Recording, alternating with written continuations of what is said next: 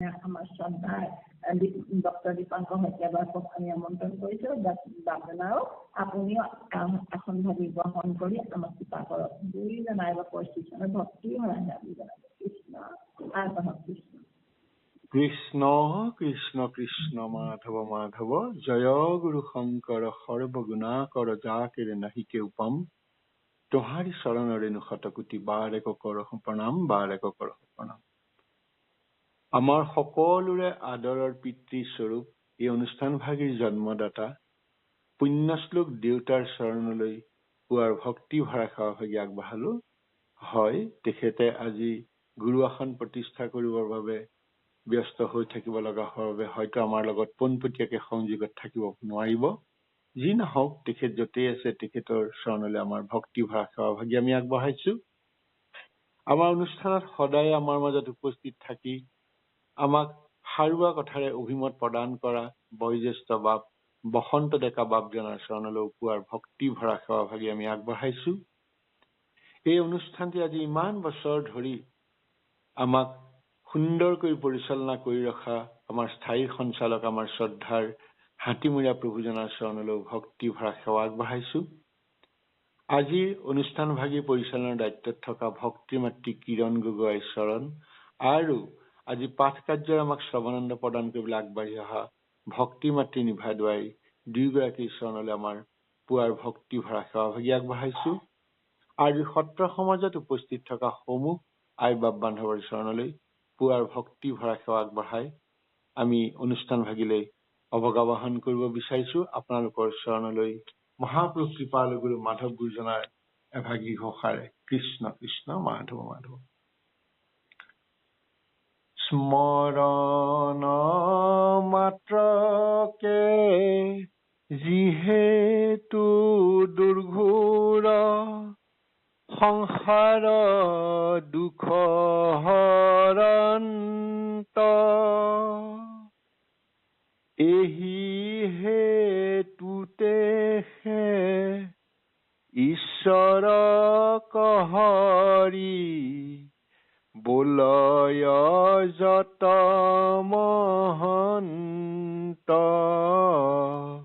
ৰাম বোলয় যত মহন্ত। কৃষ্ণ কৃষ্ণ কৃষ্ণ কৃষ্ণ হৰি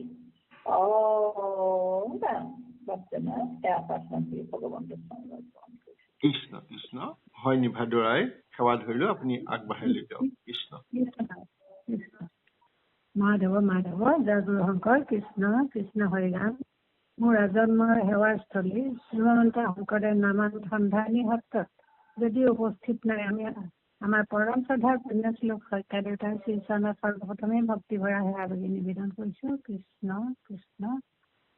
আৰু আমি সেৱাভাগী নিবেদন কৰিছো আমাৰ অতি শ্ৰদ্ধাৰ ডেকা দেউতালৈ। ডেকা দেউতাই সেৱাভাগী গ্ৰহণ কৰিব। কৃষ্ণ। আৰু স্থায়ী সঞ্চালক হাতীমূৰীয়া প্ৰভুজনা সেৱাভাগী জনাইছো। আমাৰ আজি ব্যাখ্যাকাৰক ডক্টৰ দীপাংকৰ শইকীয়াবাবুজনাকে মুখ্য কৰি আমাৰ পৰিচালিকা আইজাৰতীকে মুখ্য কৰি সমস্ত সত্যালৈ আমি ভক্তি ভৰা সেৱাভাগী নিবেদন কৰিলো। কৃষ্ণ। আৰু আমাক দিয়া দায়িত্ব পালনৰ হেতু আমি আগবাঢ়িছো। আমি মহাপুৰুষ শ্ৰী শ্ৰী মাধৱদেৱ বিৰচিত ভক্তি ৰত্নাৱলী স্মৰণ বিৰচনা ঐতিহ্যাংশ পাঠৰ নিমিত্তে আগবাঢ়িছো। আমি যাতে কায় বাক্য মনে শুদ্ধভাৱে আগভাগি আগুৱাই লৈ যাব পাৰো, এই উদ্দেশ্য আগত ৰাখি আপোনাৰ মহামহন্তৰ শ্ৰীচৰণলৈ লক্ষ্য ৰাখি মোৰ প্ৰভু ভগৱন্তৰ শ্ৰীচৰণলৈ মহাপুৰুষৰ মহান বাণীৰে আমি শৰণাৰ্থিত হৈছো। কৃষ্ণ কৃষ্ণ কৃষ্ণ মাধৱ মাধৱ।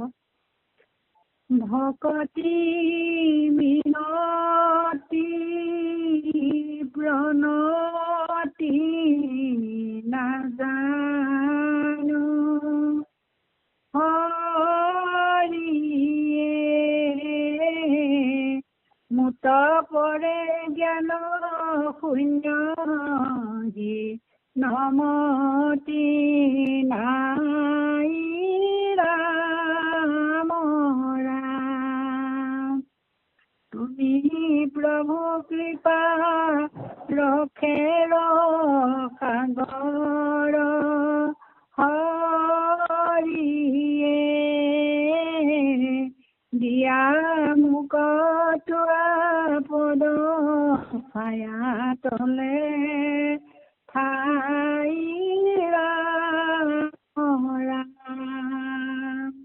নাম দিয়া মুকটোৱা পদ ছায়া তলে ঠাই মৰা। কৃষ্ণ কৃষ্ণ হৰি ৰাম। এগৰাকী সেৱা ভাবি আমি ভগৱন্তক শ্ৰীচন্দ্ৰ অৰ্পণ কৰিছো, কৃপা কৰিব। কৃষ্ণ কৃষ্ণ কৃষ্ণ কৃষ্ণ হৰি ৰাম কৃষ্ণ শংকৰ গুৰু হৰি ৰাম ৰাম ৰাম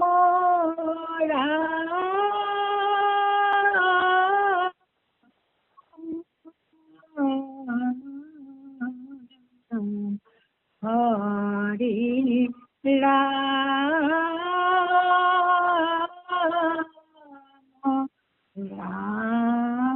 ৰাম কৃষ্ণ। 24 চন্দ্ৰত আছে স্মৰণ বিৰচন কৃষ্ণ 17 সংখ্যা। কালি 886 হ'ল আজি 887 পৰা আছে। কৃষ্ণ কৃষ্ণ সত্যবা আগবাঢ়িছো। কৃষ্ণ কৃষ্ণ কৃষ্ণ আগবাঢ়ক। কৃষ্ণ কৃষ্ণ মেৰা যম কিংকৰক স্বপ্ন তুনে দেখে আৰু পাৰিলে পাৰ ইটো সংসাৰৰ যিপোনো স্বভাৱে মন দিয়া চিত্তে অনুক্ষণ সমস্ত অংগ মাধৱ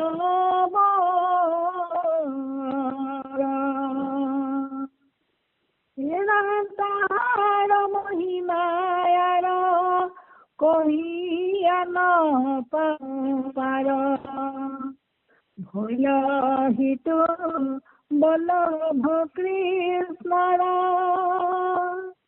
নাৰদৰ আগে ব্ৰহ্মা কহিল যেন শুনা ফলান্তৰ স্মৰণ।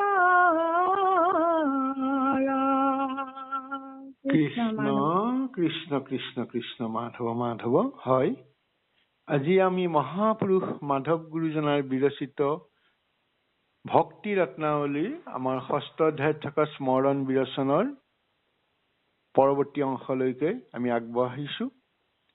যোৱাকালিলৈকে আমি প্ৰথমতে আমি পালো, হয়, আমি স্মৰণ কৰিব লাগিব, আৰু সেয়া হৈছে স্মৰণ হৈছে নৱদা ভকতিৰ এবিধ ভকতি।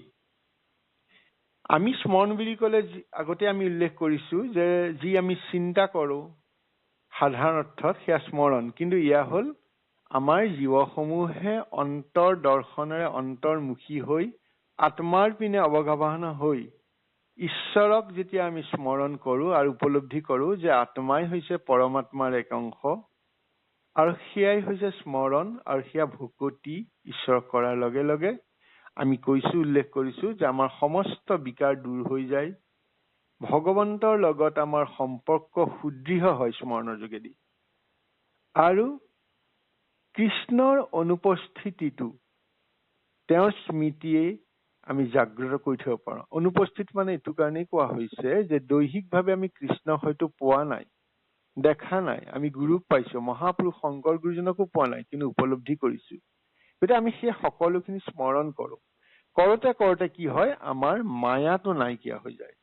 গতিকে সেয়া স্মৰণৰ এক তাৎপৰ্য বুলি ভাৱ হয়। যিয়েই নহওক, আৰু সেই স্মৰণ কৰিবৰ কাৰণে যোৱাকালি আমি শেষৰ ফালে পাইছো একমাত্ৰ চৰণৰ এক দিশে ভগৱন্তৰ চৰণ কমলৰ ফালে একমাত্ৰ সেই দিশতেই চলে বলে একবাৰ কৰাই লেক মনক নিবেশ।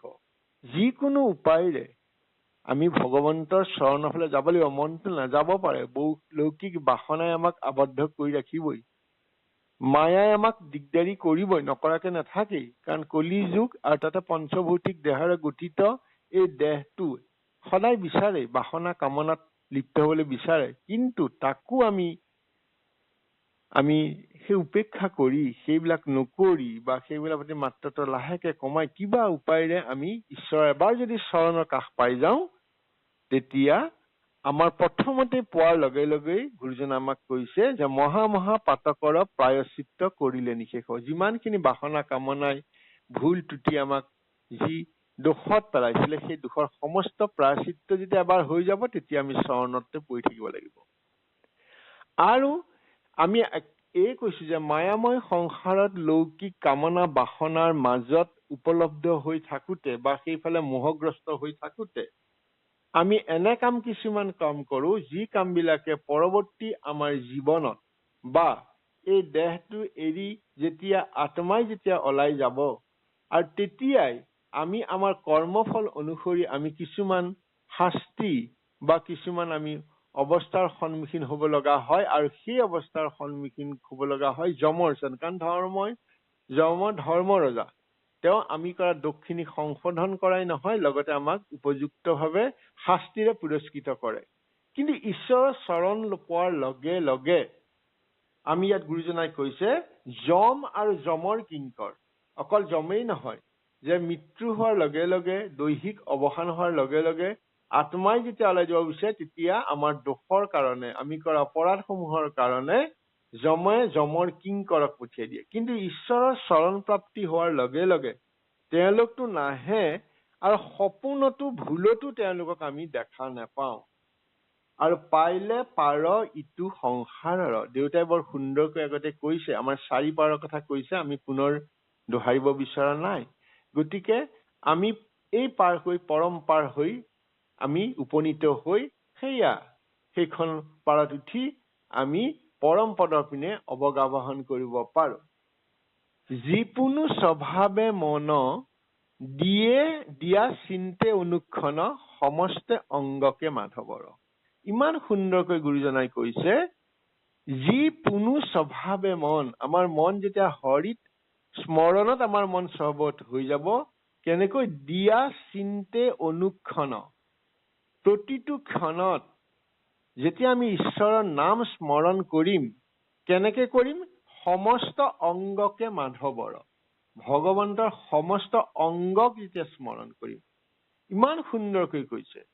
ইতিমধ্যে আমি পাইছো আমাৰ ঘোষা শাস্ত্ৰত মহাপুৰুষ মাধৱদেৱে কৃষ্ণৰ পুৰুষ লক্ষণত কৈছে যে কৃষ্ণৰ যি লক্ষণ, ঈশ্বৰ কৃষ্ণৰ যি পুৰুষ লক্ষণ, তাতে অংগসমূহ সুন্দৰকৈ বৰ্ণনা কৰি গুৰুজনাই আমাক কৈছে, প্ৰথমে কৈছে স্মৰণে কৃষ্ণৰ মিলয় মহামংগল, তাৰ পাছত আমাক কলে স্মৰণে দুখতৰয়, তৃতীয়তে কলে স্মৰণে কৃষ্ণৰ মিলে মহামহোদয়, আৰু শেষত কলে স্মৰণে মোক্ষ মিলয়। এই 4টা ভাগত গুৰুজনাই কৃষ্ণৰ পুৰুষ লক্ষণত মাধৱৰ বা ঈশ্বৰৰ অংগৰ কথা কলে। আমি অকমান কব বিচাৰিছো, আপোনালোকৰ সকলোৰে জ্ঞাত যদিও। প্ৰথমতে আমাক কৈছে আমাৰ মাধৱৰ অংগ বুলি কলে ত্ৰিগম্ভীৰ সপ্ত ৰক্ত পঞ্চ দীৰ্ঘ উন্নত 6 প্ৰকাৰ। এই গোটেই অংগখিনিৰ কথা তেনেকৈ বৰ্ণনা কৰিছে। গমন গম্ভীৰ, বচন গম্ভীৰ, গম্ভীৰ নাভি কম্বল, এই ত্ৰিগম্ভীৰ স্মৰণে কৃষ্ণৰ মিলয় মহামংগল। গতিকে আমি কি স্মৰণ কৰিব লাগে? গুৰুজনে আমাক দেখুৱাই দিছে। অংগ, তেওঁ গৈ থকা গম্ভীৰ, তেওঁৰ বচন, সিও এক অংগ, নাভি কমল গম্ভীৰ, এই 3 গম্ভীৰ যেতিয়া আমি স্মৰণ কৰিম, তেতিয়া আমাৰ মিলয় মহামংগল, আৰু ইয়াতকৈ আৰু মংগল সাধন কৰিব নালাগে। এয়া প্ৰথমতে কলে। দ্বিতীয় স্মৰণত কলে অৰুণ নয়ন অধৰ দশন, অৰুণ কৰ চৰণ, নখ ৰেখা ছয়, অৰুণ কৃষ্ণৰ স্মৰণে দুখতৰয়।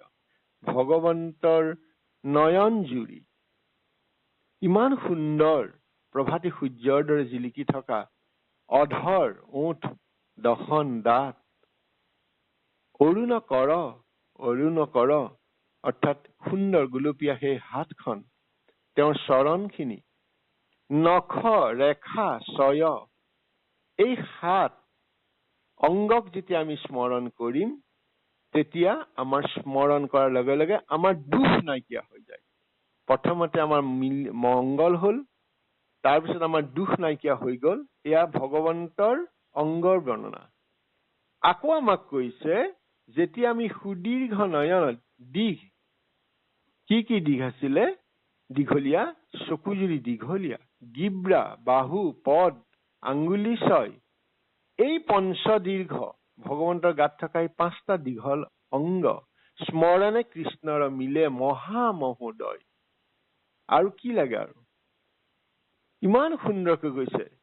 আকৌ শেষত কৈছে তেওঁৰ স্কন্ধ, ওখ স্কন্ধ, ভ্ৰুৱ, ওখ নাক, ভ্ৰুৱ চেলাউৰি, পদ, তেওঁৰ চৰণ, উন্নত নখ, হৃদয়, এই শীৰ্ষ স্থান উন্নত কৃষ্ণৰ স্মৰণে মুখ্য মিলয়।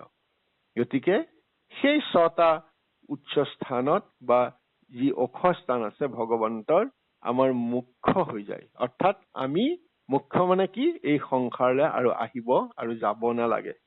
সেই কথাখিনিকে গুৰুজনাই, মাধৱ গুৰুজনাই ইমান সুন্দৰকৈ আমাৰ ঘোষা শাস্ত্ৰত কৈছে। আৰু ৰত্নাৱলীত তাৰেই আমাক আভাস দিছে যে যিকোনো স্বভাৱে মন দিয়া চিন্তে অনুক্ষণ, সমস্ত অংগকে মাধৱৰ। যেতিয়া সমস্ত অংগ মাধৱৰ, এই অংগবিলাক আমাক বৰ্ণনা দি গল। গতিকে এই অংগসমূহক যেতিয়া আমি এই প্ৰাৰ্থনা ভাগিৰে চকু মুদি বা চকু মেলি হলেও স্মৰণ কৰিম ঈশ্বৰক, এই 21টা, 3টা গম্ভীৰ, 7টা ৰক্ত, 5টা দীৰ্ঘ, 6 উন্নত, 21 ভগৱানৰ যি অংগ, সেই অংগক যেতিয়া আমি স্মৰণ কৰিম তেতিয়াই আমাৰ সমস্ত দুখ নাইকিয়া হৈ যাব। তাহাৰ মহিমা আৰু কহিয়া নেপাও পাৰ, ভৈল সিটো বল্লভ কৃষ্ণৰ। এনেকে স্মৰণ কৰাৰ পাছত তাৰ মহিমা কিমান কৈ অন্ত কৰিব নোৱাৰে। কৃষ্ণৰ বল্লভ, বল্লভ মানে প্ৰিয় হৈ যাব। অৰ্থাৎ যেতিয়া আমি কৃষ্ণৰ প্ৰিয় হৈ যাম তেতিয়াহে কৃষ্ণ প্ৰিয় হোৱা মানে কি? ভকতৰ বশ্য হৈ যায় বুলি আমাক ভাগৱতে কৈছে। যেতিয়া কৃষ্ণ আমাৰ প্ৰিয় হৈ গল, বল্লভ হৈ গল, আমি ভকতৰ বশ্য হৈ গল, তেতিয়াহলে আমাৰ সমস্ত দুখ দৰিদ্ৰ যি বিচাৰো এই সকলোখিনি ভগৱন্তে নিজে নিজে আমাক দি যাব, কাৰণ তেওঁ দয়াময়, কৃপাময়। এতিয়া ইয়াৰ পাছত এই কথাখিনিক আমি যে স্মৰণ কৰিব লাগে, স্মৰণ কৰিলে কি হয়, প্ৰমাণিক হিচাপে নাৰদে আগত ব্ৰহ্মাই কৈছিলে, ব্ৰহ্মাৰ মানস পুত্ৰ নাৰদৰ আগত কহিলন্ত আৰু যেন ফল শুনা ফলান্তৰ স্মৰণ। এই যে স্মৰণ কৰিলে কি ফল পাম, সেই কথা ব্ৰহ্মাৰ মুখেদি নাৰদক কৈছে, অৰ্থাৎ আমালৈ কৈছে। যিহেতু ব্ৰহ্মা, শিৱ, বিষ্ণু তিনি হৈছে পৰম পদ সৃষ্টি কৰা দণ্ড, তেওঁলোকৰ যোগেদি কৰ্ম কৰে, সৃষ্টি স্থিতি প্ৰলয়ৰ হেতু এই 3গৰাকীক কৰি লৈছে। সেই ব্ৰহ্মায়ো এই স্মৰণ কৰি কি হৈছে তেওঁ নিজৰ অভিজ্ঞতাৰ পৰা কৈছে, যিহেতু বলন্ত নাৰদ মোৰ বচনত দিয়া চিত্ত, কহো মই তোমাক সাক্ষাৎ। নাৰদক কলে যে মোৰ বচনত তুমি শুনা, চিত্ত অন্তৰে শুনা, মই তোমাক কম। যিহেতু আনন্দময় প্ৰেমৰসে যুক্ত হৈও ঈশ্বৰক চিন্তিলো হিয়াত। যে ব্ৰহ্মাই কলে মই প্ৰেম ৰসত লৈ ভগৱন্তৰ প্ৰেমত সিক্ত হৈ ঈশ্বৰক স্মৰণ কৰিলো, চিন্তিলো, ঈশ্বৰক চিন্তিলো হিয়াত। ঈশ্বৰক চিন্তিলো মানে স্মৰণ কৰিলো। এতিয়া আমি সকলোৱে জানো ব্ৰহ্মলীলা যি আছিলে তাত আমি ভাগৱতত পাইছো যে ব্ৰহ্মাই উপলব্ধি কৰা নাছিলে পৰম পদৰ অস্তিত্ব, নকৰি শ্ৰীকৃষ্ণক সামান্য গোৱাল বুলি ভাবি তেওঁ গৰুৰে সৈতে সকলোখিনি হৰণ কৰি লৈ গৈছিলে। কিন্তু যেতিয়া সেই তদ অনুৰূপ হৰণ কৰা গৰু গোৱালৰ সৈতে গোটেইখিনি আকৌ যেতিয়া ভগৱন্তই ইয়াত দেখুৱাই দিলে, তেতিয়া ভগৱন্তই আহি দেখুৱাই দিয়াত ব্ৰহ্মা আহি দেখিলে সকলো ইয়াতো আছে তাতো আছে। তেতিয়া ভগৱন্তৰ উপলব্ধি হল যে এয়া কৃষ্ণ পুৰুষ কি পৰম পদ। আৰু সেই সময়ত তেওঁ কৃষ্ণক স্মৰণ কৰিছিলে আৰু স্মৰণ কৰি তেওঁ ভুল স্বীকাৰ কৰি কৈছিলে যে মই ব্ৰহ্ম বুলি যি অহংকাৰ আছিলে সেই নাইকিয়া কৰিছিলে। আৰু সেই অভিজ্ঞতা, এনেকুৱা ধৰণৰ অভিজ্ঞতা লৈ ব্ৰহ্মাই যে কৃষ্ণক স্মৰণ কৰি ফল পাইছিলে সেই কথাখিনিকে ইয়াত কবলৈ গৈছে। আৰু এনেধৰণে কৈছে, কৃষ্ণ, মই আগবাঢ়ি গলো নহয় আই, কৃষ্ণ, হয় হয়, মই অপৰাধ হল দেই, মই কথাৰ স্মৰণ নকৰিলো, হয় আপুনি গাই দিয়ক আই, মোৰ অপৰাধ হৈছে। কৃষ্ণ। ৰাম বুলন্ত নাৰদ মূৰ বচনত দিয়া চিত্ত, কহু মই তোমাত সাক্ষাৎ, যিহেতু আনন্দময় প্ৰেমৰ ৰখে যুক্ত হৈয়া, ঈশ্বৰক চিন্তিলো হিয়াত, তাতে মোহৰাইতো মন বাক্য শৰীৰৰ, নুহে মিছা ব্যাপাৰ সকল, মোৰ প্ৰভাৱন বুহি জানিবা নিশ্চয় তুমি, কিন্তু ঈশ্বৰ কিন্তু হৰি স্মৰণৰ ফল। কৃষ্ণ কৃষ্ণ। হয়, আমি পাঠ নকৰাকে আগবাঢ়ি গৈছিলো, গতিকে আমাক সেই অপৰাধখিনি মৰ্জনা কৰিব। আপোনালোকৰ সমস্ত চৰণত পুনৰ সেৱাভাগি আগবঢ়ালো। হয়, এয়া কথা হল কি, ইতিমধ্যে আমি আপোনালোকৰ লগত অৱগত কৰিলো যে এই যে নাৰদৰ আগত ব্ৰহ্মাই এই কথাখিনি কৈছিলে ঈশ্বৰক স্মৰণ কৰি, তেতিয়া কি কৰিলে, তাতে সে মোহৰো ইটো মন বাক্য শৰীৰৰ নোহে মিছা ব্যাপাৰৰ ফল। আৰু মোহ মানে মোহ। এতিয়া কি হয়, যেতিয়া ঈশ্বৰ ব্ৰহ্মাই চিন্তা কৰিছে, তেতিয়া আমাৰ মন বাক্য আৰু শৰীৰ, অৰ্থাৎ ব্ৰহ্মাই নিজেই কৈছে যে মন, চিন্তা কামনা কৰা, ভাৱনা কৰা যি মন, বাক্য কথা ভাষা, শৰীৰ দেহ আৰু দেহাই কৰা কৰ্ম, অৰ্থাৎ মন বাক্য শৰীৰ, এই তিনিটাই হৈছে ব্ৰহ্মাৰ যোগেদিয়ে, ব্ৰহ্মাই যদিও কৈছে আমি বুজি পাওঁ যে সেয়া আমাৰ দৈহিক জীৱনৰ মূল মাধ্যম প্ৰকাশ কৰাৰ বা কৰ্ম কৰাৰ। এইবোৰ বহু সময়ত এইসমূহে মোহৰ সৃষ্টি কৰে, অৰ্থাৎ আমাক কামনা বাসনালৈকে লৈ যায়। নোহে মিছা ব্যাপাৰ ফল, অৰ্থাৎ সেই যে আমি ঈশ্বৰ চিন্তাৰ দ্বাৰাহে আমি বুজো যে এইসমূহে কৰা কাম বা বেপাৰ বুলি যিটো কৈছে, সেইবিলাক কৰ্মসমূহ ক্ষণস্থায়ী।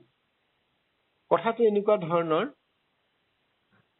আমি স্বপ্নত আমি বহুত বস্তু দেখো শুই থাকোতে, আমাক দেউতাই কৈছে, কিন্তু সেই ধন টকা পইচা বা বিভিন্ন ধৰণৰ আমি দেখো, আমি সঁচা লাগি যায়। আৰু সেই সময়ত আমি জাগ্ৰত হৈ থকা নিচিনা লাগে, যদিও জাগ্ৰত নহওঁ। কিন্তু যেতিয়া সাৰ পাওঁ তেতিয়া দেখো যে সকলো মিছা। সেই ধৰণৰে আমাক মন বাক্য শৰীৰে মোহগ্ৰস্ত হৈ সংসাৰৰ বাসনাত লিপ্ত হৈ আমি আগবাঢ়ি যাওঁ সেইখিনি সঁচা বুলি ভাবি, কিন্তু সেয়া সঁচা নহয়। সেইখিনিয়ে আমাক একো ফল দিব নোৱাৰে, ফলান্তৰ একো নাই। সেই যেতিয়া আমি ঈশ্বৰক চিন্তা কৰি আমি শুম, তেতিয়া আমি সেই স্বপ্নও নেদেখো। আৰু ঈশ্বৰক যেতিয়া আমি চিন্তা কৰিম স্মৰণৰ যোগেদি, তেতিয়া আমাৰ মনটোক জগাই তোলে। আৰু কি বুলি জগাই তোলে? যে মায়াময় জগত মিছা। এই কথাটো উপলব্ধি কৰি ঠিক তেনেকে ব্ৰহ্মায়ো কৈছে যে তাতে সেই মোহৰ ইটো, সেই মোহৰ কাৰণেই মন বাক্য হৰি নোহে মিছা ব্যাপাৰ সকল। মোহৰ প্ৰভাৱ নুহি জানিবা নিশ্চয় তুমি, কিন্তু হৰি স্মৰণৰ ফল। আচ্ছা, মোহৰ প্ৰভাৱ, মোহ মানে আমি জানো যে মায়া, ভ্ৰম, আসক্তি, যে মোহৰ প্ৰভাৱ নুহি, মোহৰ প্ৰভাৱ নাই বুলি নাভাবিবা। নাৰদক কৈছে, আমাক কৈছে, জানিবা নিশ্চয় তুমি, অৰ্থাৎ এইটো নিশ্চিতভাৱে জানি লোৱা, অৰ্থাৎ মোহে কলৈ লৈ যাব ঠিক নাই, কিন্তু হৰি স্মৰণৰ ফল, অৰ্থাৎ যেতিয়া আমি হৰি স্মৰণ কৰিম তেতিয়া সেই মোহৰ পৰা মুক্ত হৈ যাম। কথাটো এনেকুৱা ধৰণৰ যে মই ভুল নকৰো, মই ঠিকে আছো বুলি আমাৰ মনত এটা ভাৱ আহে। কেতিয়া আহে? যেতিয়া আমি মোহত আচ্ছন্ন হৈ যাওঁ, যিকোনো কাম এইটো মই কৰিছো, মই ঠিকেই কৰিছো, মই ভুল কৰা নাই, সেইটো হৈছে মোহৰ প্ৰভাৱ।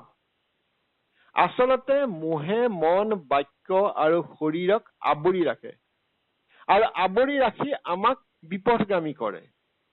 কিন্তু সেই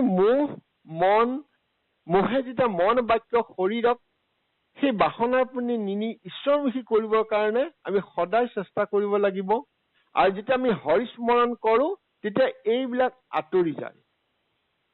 আমি আন এটা উদাহৰণ দিব পাৰো, যেতিয়া ধোঁৱা ওলাই চাৰিওফালে, ধোঁৱাই আৱৰি থাকে বা কুঁৱলী আৱৰি থাকে, আমি দেখা নাপাওঁ, সন্মুখৰ বস্তুটোও দেখা নাপাওঁ। কিন্তু যেতিয়া ধোঁৱা আঁতৰি যায় বা ঠাণ্ডাকালি প্ৰখৰ কুঁৱলী পৰাৰ পাছত যেতিয়া সূৰ্য লাহে লাহে ওলাই পোহৰ অহাৰ লগে লগে ধোঁৱা বা কুঁৱলী আঁতৰি যায়। অৰ্থাৎ সেই ধোঁৱা বা কুঁৱলীসমূহ আমাৰ মোহ, আৰু সূৰ্যৰ পোহৰ হৈছে বা আঁতৰি যোৱা প্ৰক্ৰিয়াটো হৈছে হৰি স্মৰণ। গতিকে এই ধৰণে আমি যেতিয়া হৰিক স্মৰণ কৰো, আমাৰ চাৰিওফালে চকুৰ আগত আমাক আৱৰি থকা ধোঁৱা সদৃশ সেই মোহ আঁতৰি যায়। তেতিয়া মোহে আমাৰ যি মন, বাক্য আৰু শৰীৰ লৈ আমি আগবাঢ়ি গৈছো, সেই তাক আমাক কামনা, বাসনা, ভ্ৰান্তি, ভয় এইবিলাকৰ পৰা আঁতৰাই লৈ যায় আৰু হৰিমুখী কৰি তোলে। এই কথাখিনি ব্ৰহ্মাই নাৰদক কৈছিল যে ব্ৰহ্মাৰো সেই অৱস্থাই হৈছিলে। গতিকে এইখিনিলৈকে আমি এনেধৰণে ভাবিছো। কৃষ্ণ আই, আপুনি আগবাঢ়ক। ৰাম এহি হেতু ভগৱন্ত স্মৰণে মহালাভ, নাহি আৰু আন সংসাৰত সাংখ্য অষ্টাংগ যোগ জন্মলয়ে হিঘে ফল, কহিলো এইটো স্বৰূপ নিৰামন্ত কালে নাৰায়ণ স্মৰে যিটো মহাজন, তাৰ কোনাই কহিবে মহিমা, নাহি ভয়ত কৃত কৃত হিতু নৰ, এহি মানে মুকুতিৰ সীমা। কৃষ্ণ কৃষ্ণ কৃষ্ণ। হয়, এতিয়া ইয়াৰ পৰৱৰ্তী ফালে কি কৈছে? এহি হেতু ভগৱত। ভগ মানে ঐশ্বৰ্য, আৰু ভগ সেই অষ্টঐশ্বৰ্যৰ গৰাকী হৈছে ভগৱন্ত পৰমপদ। এহি হেতু ভগৱত স্মৰণহে মহালাভ। সেই ভগৱন্তক আমি যেতিয়া স্মৰণ কৰিম, ঈশ্বৰক যেতিয়া আমি স্মৰণ কৰিম, তেতিয়া আমাৰ লাভেই নহয়, মহালাভ হব। নাহি আৰু আন সংসাৰত। ভগৱতক, ঈশ্বৰক স্মৰণ কৰাৰ লগে লগে আমাৰ যি লাভ হব, সেই লাভ আন কোনো সংসাৰত কৰা কৰ্ম বা অন্য পৰা লাভ নহয়। আমাৰ এইখিনিতে আপোনালোকৰ সকলোৱে জ্ঞাত যে ধ্ৰুৱই যেতিয়া সৰু বয়সতে বনলৈ গৈছিলে, মাহী মাকৰ পৰা বা পিতৃৰ পৰা যেতিয়া তেওঁ উপেক্ষিত হৈছিলে আৰু তেওঁক কৈছিলে যে যোৱা তুমি ঈশ্বৰক ভাবা, ঈশ্বৰক ভাবি আকৌ মোৰ গৰ্ভত জন্ম লাভ কৰা, তেতিয়াহে তুমি ৰজা উত্তনপাত বা পিতৃৰ কোলাত উঠিব পাৰিবা। আৰু মাকেও বুজাইছিলে। এওঁ যেতিয়া গ'ল তেতিয়া নাৰদে ধ্ৰুৱক কৈছিল যে তুমি সৰু ল'ৰা তুমি খেলিবলৈ যোৱা, কাৰণ তুমি এতিয়া একো নাজানা, যাগ যোগ কেনেকে কৰিব নাজানা। তেতিয়া কলে যে মই নাযাওঁ। নাৰদে আগত ধ্ৰুৱই যিখিনি কৰিলে মই বহলাই কব বিচৰা নাই, আপোনালোকে ভাগৱতত পাব। সাংঘাতিক যুক্তি। তেওঁক ঈশ্বৰক বিচাৰিছে কিন্তু একো নাজানে। আৰু সেই সময়ত নাৰদে ধ্ৰুৱক কৈছিলে যে তুমিতো একো নাজানা, গতিকে তোমাক ঈশ্বৰৰ ৰূপ বিভূতি বৰ্ণনা কৰিছিলে। আৰু বিভূতি বৰ্ণনা কৰোঁতে ঈশ্বৰৰ সেই অংগসমূহৰ বৰ্ণনা দিছিলে। ভাগৱতত আছে কৃষ্ণৰ বিভূতি বৰ্ণন নাৰদে। আৰু সেই স্মৰণ কৰিবৰ কাৰণে কৈছে তোমাৰ একমাত্ৰ উপায় তুমি এতিয়া বহনগণত বৈ তুমি স্মৰণ কৰি থাকা। ঠিক তদনুৰূপ ইয়াতো কোৱা হৈছে যে ভগৱত সেই পৰম ব্ৰহ্মৰ সত্তাক তুমি স্মৰণ কৰা, আৰু স্মৰণ কৰিলে মহালাভ হব। আৰু এনেকুৱা লাভ সংসাৰত অন্য কোনো বস্তুৱে লাভ কৰিব নোৱাৰে। ইতিমধ্যে জ্ঞান মাৰ্গ আৰু কৰ্ম মাৰ্গৰ যোগেদি, কৰ্ম মাৰ্গ কৰিলে লাভ নহল, জ্ঞান মাৰ্গ আহিলে, এইসকল আহিও তেওঁলোকে লাভ পোৱা নাই। কিন্তু ঈশ্বৰক স্মৰণ কৰি ভকতি মাৰ্গৰ যোগেদি লাভ হব। সেইকাৰণে কলে সাংখ্য অষ্টাংগ যোগ জন্মৰ এহিষে ফল কহিলোহু ইটো স্বৰূপত। ইমান সুন্দৰকৈ কৈছে। সাংখ্য জ্ঞান মাৰ্গৰ এটা দৰ্শন। সাংখ্য দৰ্শনত কোৱা হৈছে য'ত জগত আত্মা প্ৰকৃতি আদিৰ তত্ত্ব বুজায়। জগত কি, আত্মা কি, প্ৰকৃতি কি, এই যে জ্ঞান মাৰ্গৰ যি বস্তু। আকৌ অষ্টাংগ যোগ, যোগ সাধনাৰ কথা কৈছে। অষ্টাংগ মানে ৮টা, যম, নিয়ম, আসন, প্ৰণায়াম, প্ৰত্যাহাৰ, ধাৰণা, ধ্যান আৰু সমাধি। এই ৮টা সাধন সামগ্ৰীৰ যোগেদি ঈশ্বৰক অনুভৱ কৰিবলৈ চেষ্টা কৰে। কিন্তু আৰু সাংখ্য দৰ্শনে ঈশ্বৰক বা সত্যক বুজিবলৈ চেষ্টা কৰে। বুজেহে কিন্তু অনুভৱ নকৰে। আকৌ যোগ কৰি অনুভৱ কৰে। জন্মৰ এহিষে ফল, জন্মৰ এহিষে ফল, অৰ্থাৎ বহু জন্ম ধৰি কৰা, এটা জন্মত নহয়, জন্ম জন্মে কৰা সাধনা আৰু তপস্যা আৰু যোগৰ ধ্যানত ফল বহু জন্মৰ এহিষে ফল কহিলোহু ইটো স্বৰূপত। অৰ্থাৎ মই আজি ব্ৰহ্মাই নিজে কৈছে মই স্বৰূপটো উপলব্ধি কৰিলো যে এই অষ্টাংগ যোগ কৰি, জ্ঞান মাৰ্গৰ সাধনা কৰি, সাংখ্য যোগ কৰি মই কি পালো সেইটো উপলব্ধি কৰিলো। কি যে ঈশ্বৰৰ আচল ৰূপটো দেখা পালো কেৱল মাত্ৰ স্মৰণ কৰি। অৰ্থাৎ সাংখ্য দৰ্শন আৰু অষ্টাংগ যোগ আদি বহু জন্মৰ সাধনাৰ যি ফল, সেই ফল আজি মই ভগৱন্তক স্মৰণ কৰি হে আচল ৰূপটো দেখা পালো, সেইবিলাকেদি দেখা পোৱা নাই। অৰ্থাৎ ব্ৰহ্মাই নিজেই স্বীকাৰ কৰিলে তেওঁ সাংঘাতিক যোগী, জ্ঞানী, জ্ঞান মাৰ্গৰ। জ্ঞান আৰু যোগেৰে যি ফল লাভ কৰা হয় সেইটো ফল ভগৱানৰ যদি স্মৰণ কৰো, তেওঁ কৃপা কৰিলে আমি অনায়াসে অপ্ৰায়সে ইমান কষ্ট নকৰাকৈ লাভ কৰিব পাৰো। অৰ্থাৎ আমাৰ কথাটো এনেকুৱা হল যে সাংখ্য বা অষ্টাংগ যোগ হল কিতাপত থকা, পুথিত থকা বিদ্যাৰ ধৰে। দেউতাই যিটো আগতে কৈছিলে জ্ঞান, কিন্তু সি বিজ্ঞান হবগে নোৱাৰে বা তদং হৈ ৰহস্যলৈ যাব নোৱাৰে, কাৰণ অসুবিধা আছে। সেইকাৰণে যেতিয়া আমি কৃষ্ণক যেতিয়া স্মৰণ কৰো তেতিয়া আমি সেই বিজ্ঞান হৈ যায়, অৰ্থাৎ সত্যটোলৈ আমি গুচি যাওঁ। গতিকে ব্ৰহ্মাই নিজেই কলে যে সাংখ্য কৰি মই সত্যৰ সন্ধান, সত্য কি বুজি পালো। আৰু অষ্টাংগ যোগ কৰিলে সত্য কি অনুধাৱন হয় বা অনুভৱ হয়, কিন্তু নেপায়। কিন্তু যদি আমি ভকতি কৰো স্মৰণৰ যোগেদি বা ভকতি মাৰ্গত, সত্যও বুজি পাম, সত্যক অনুভৱো কৰিম, আৰু ভগৱন্তৰ লগত বা সত্যৰ লগত হৃদয়ৰে সংযোগ হৈ যাব। এই কথাটো সেই ধ্ৰুৱৰ পৰা আৰম্ভ কৰি যুগে যুগে আমি দেখি আহিছো যে ভগৱন্তক যেতিয়া স্মৰণ কৰে তেতিয়া তেওঁৰ লগত সম্পৰ্কটো স্থাপিত হয়। বাকীবিলাক নিয়ম প্ৰণালীৰ মাজত আবদ্ধ হৈ থাকে আৰু অনেক ছিদ্ৰও থাকে। সেইকাৰণে কৈছে নাহি লাভ অন্তকালে নাৰায়ণ স্মৰে যিটো মহাজন তাৰ কোনে কহিবে মহিমা। ইমান সুন্দৰকে ব্ৰহ্মাই স্বীকাৰ কৰি দিলে যে শেষত গৈ সকলো কৰি যেতিয়া ভগৱন্তক যিজন মহাজন, যিজনে কেৱল ভগৱন্তক ভাবি স্মৰণ কৰে সেইজনে মহাজন। সাংখ্য যুগত মহাজন হব নোৱাৰে, জ্ঞান যুগত আমি যুব নোৱাৰে।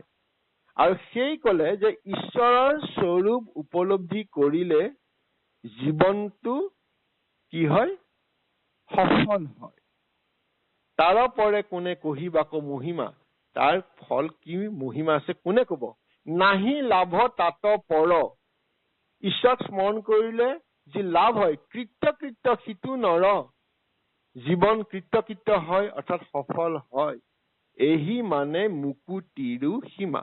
অৰ্থাৎ এই অৱস্থাতেই যেতিয়া আমি স্মৰণ কৰিম জীৱন সফল হব আৰু এই অৱস্থাই মানুহক মুক্তিৰ চূড়ান্ত সীমা পোৱাই দিলে। অৰ্থাৎ স্মৰণ কৰাৰ লগে লগে ইয়াৰ পাছত আৰু মুকুতি নালাগে, সব নিষ্পৃহ হৈ যাব, খালি ঈশ্বৰময় হৈ যাব। ঈশ্বৰৰ ওচৰত আমি যাব পাৰিম। আমি ঈশ্বৰৰ ওচৰত যাবলৈ গলে আকৌ সেই ভকতৰ সংগত থাকিম যত সকলোৱে ঈশ্বৰ হৈ থাকে। গতিকে ইয়াতে ভগৱন্তৰ সেই চূড়ান্ত অৱস্থা পোৱাৰ যি ব্যৱস্থা সেয়া হৈছে ভকতি মাৰ্গ। জ্ঞান মাৰ্গ কৰ্ম মাৰ্গ নহয় বুলি নাৰদক ব্ৰহ্মাই কলে। আৰু নাৰদে ব্ৰহ্মাই ক'ত কলে? তেওঁ নিজৰ অভিজ্ঞতাই, সেই যে গৰু দামুৰি গোৱালি চুৰি কৰি তেওঁ যি জ্ঞানৰ অভাৱ হৈছিলে আৰু শেষত যেতিয়া তেওঁ জ্ঞান পাই পেলাই তেওঁ কি অনুভৱ হল? ঈশ্বৰক স্মৰণ কৰিছিলে। সেই স্মৰণ অনুভৱ খিনি আমাক কলে হয় আমাৰ দেহটোত মোহে আমাক আৱৰি থাকে, মনত থাকে, দেহত থাকে, বাক্যত থাকে। ঈশ্বৰময় কৰিলে সেই সকলোখিনি নাথাকে। গতিকে আমি এইখিনিকে আজি আপোনাৰ খবৰ চৰণলৈ সেৱাভাৱে আগবঢ়ালো। মই সঞ্চালক প্ৰভুজন আৰু সঞ্চালিকা এগৰাকী কিবা অনুমতি বিচাৰিছো। নিশ্চয় সময়ৰ প্ৰতি লক্ষ্য ৰাখি আজি ইমানতে আমি সামৰিব পাৰিমনে প্ৰভু? আজ্ঞা দিয়ক। হয়, সময় হ'ল। কৃষ্ণ কৃষ্ণ মাধৱ মাধৱ। হয়, আজি আমি আপোনাৰ খবৰ আগত আমাৰ মন মগজুত যেনেকৈ আহে তেনেকৈ কবলৈ দুআষাৰি চেষ্টা কৰিছো। আৰু সেয়া আমাৰ পুণ্যশ্লোক দেউতাৰ মুখপদ্মে শুনা, তেখেতৰ ইমান বছৰ শুনাৰ অভিজ্ঞতা আৰু আপোনালোকৰ অভিমতৰ যোগেদি আপোনালোকৰ মুখে পদ্মই কোৱা কথাখিনিকে লৈ সেইখিনিকে সাৰ হিচাপে লৈ আমি কেৱল মাত্ৰ ইয়াত লগাই কিছু হয়তো অলংকাৰ খানি খানি কবলৈ প্ৰয়াস কৰিছো। কৰিব নাপায় হয়তো, তাত অনেক ভুল ত্ৰুটি হৈছে। এই ইমান দিন ধৰি আজি কিছুদিন ধৰি আমি কব লগা হল, আমি কলো। গতিকে এই অপৰাধখিনি আপোনাৰ সবে মাৰ্জনা কৰিব। অপৰাধ বিনাশন তজু নাম নাৰায়ণ, জানি নামে পহিলু শৰণে, আন গতি নাহিকে মৰণে। অপৰাধ ক্ষমা কৰি তুমি দয়াশীল হৰি, মোক ৰক্ষা কৰিও শৰণে ৰাম, মোক ৰক্ষা কৰিও শৰণে। কৃষ্ণ। মহাপ্ৰভু গুৰুজনাক স্মৰণ কৰি শ্ৰীমন্ত শংকৰ হৰি ভকতৰ জনা যেন কল্পতৰু, তাহান্ত বিনাই নাই নাই নাই আমাৰ পৰম গুৰু। তাহান্ত বিনাই নাই নাই নাই আমাৰ পৰম গুৰু। কৃষ্ণ কৃষ্ণ কৃষ্ণ।